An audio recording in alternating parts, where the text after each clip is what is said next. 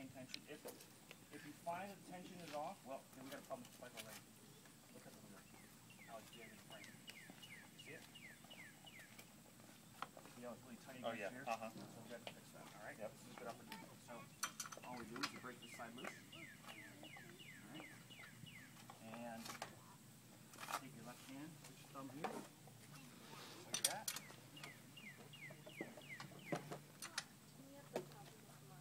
Yep. And you just check.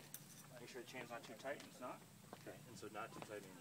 Not too tight means basically like that. If it's any looser than that, and you want to have it tightened up. And if you're not comfortable tightening it up yet, just grab one of the other coaches and will or something.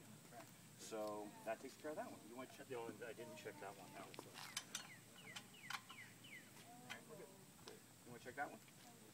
And Jack, right? Yeah. You want you grab that pump?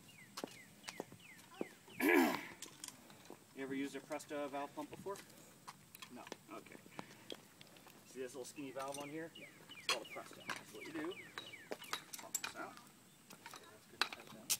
And what do you run? About 110? Yeah, 110, 100, 110. All you do is, you see this little valve right here? Yeah. You unscrew that like that, okay? And then I always take my thumb and pop it, because sometimes they stick, all right? So then you're going to take, and you can do it while it's up on the rack, which is probably the easiest way to do it. You're going to take this valve, slide it over top, push it down a bit, and then you're going to take and just spread that red heat out, the lock. And then pump it till the gauge reads 110. It's already almost there. So just use two pumps. You don't weigh as much as I do. Yeah, it's tricky. Yeah. You're good. You're good. Now this valve is a bit of a thumb biter, so you don't want to have your hand resting here. Okay? Yeah.